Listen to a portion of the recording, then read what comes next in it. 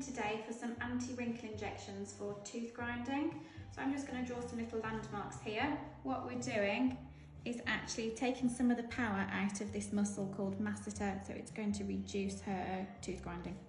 So this is our safe zone, it's the boundaries of the muscle here, and we're actually just going to spread a little bit of anti-wrinkle injection just in 3 sites in this area.